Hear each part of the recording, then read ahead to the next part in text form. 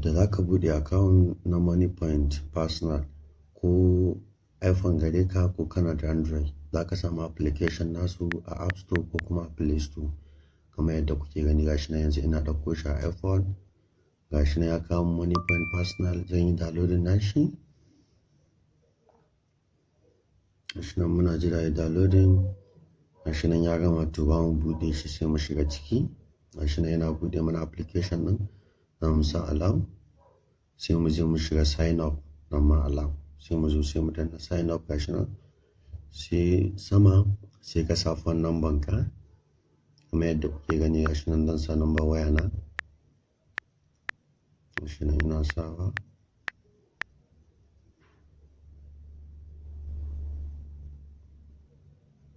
Nan ƙasa kuma sai ka zo sai ka sa referral code ɗin da za ka sa.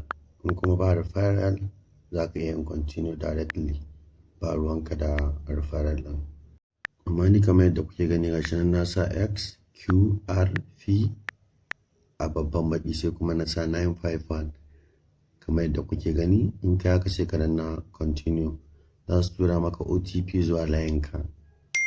Gashi nan sun tura min OTP, gashi nan zan tafi sabon shafi. Gashi nan sun kawo min gurin da an sa email address ina, gashi nan ina sawa. Bayan na gama kuma sai in ƙara tafiya sabon shafi. Kamar yadda kuke gani za su kawo maka creating passcode, gashi nan nayi. Za su gaya maka creating transaction pin wanda za ka dinga transfer da shi.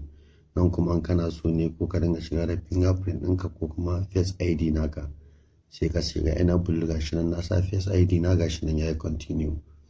Gashi nan ya buɗe min Moniepoint. To kusan ce ka buɗe account, abu kaɗan ya rage, za mu tafi next. Sai mu zo sai mu zaɓa da national card za mu yi amfani ko za mu yi amfani da BVN number ɗinmu ne.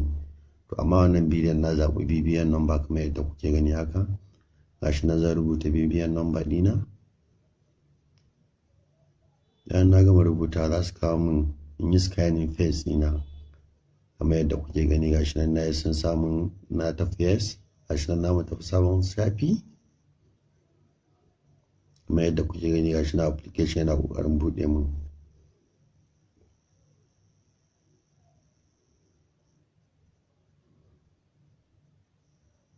Gashi yana ta loading, mu ɗan jira shi kaɗan, mu jira shi kaɗan. Yanzu nan zai buɗe mana sabon shafi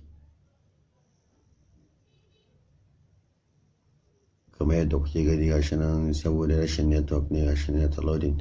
Amma in kana da network zai maka sharp. Gashi nan ya min verified, identity verified. Zai kawo min zan sa house number, dan ƙasa sai in sa address, ƙasa kuma sai in sa state nina, na ƙarshen kuma local government. Gashi nan dai ina cikewa kamar yadda kuke gani. Gashi nan zan sa state ina. To ni dai ɗan Kaduna ne kamar yadda kuka sani. Gashi nan zan zaɓo Kaduna state, na sa Kaduna.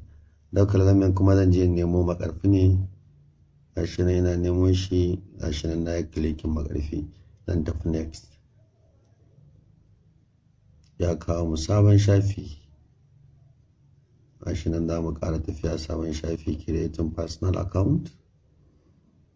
Gashi nan ya buɗe mana account mu. Yanzu muna so mu buɗe limit ne ko za mu tafi dashboard ɗin mu kai tsaye. To amma yanzu ba mu tafi dashboard ɗin mu kai tsaye. Gashi nan account na ya buɗe successful. In mutum yana so ya ƙara buɗe account ɗin shi, kun ga dai kamar yadda kuka gani a wannan nasa BVN number ne, da BVN number ne amfani wajen buɗe shi.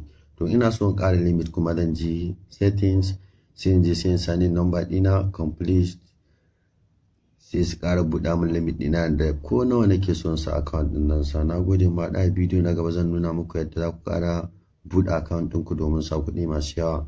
Na gode ku yi subscribe, ku danna ƙararrawa domin samun sabon bidiyo a duk sanin lokacin da muka ɗora. Akwai bidiyoyi da dama da ya kamata a ce mun sake su akan wannan yadda za ka samu kuɗi cikin Moniepoint, da kuma yadda za ka buɗe business account da sunan kasuwancinka yadda kake so.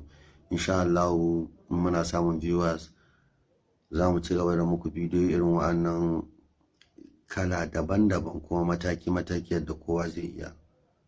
Burinmu duk mai tambaya ya sa mana shi a comment section.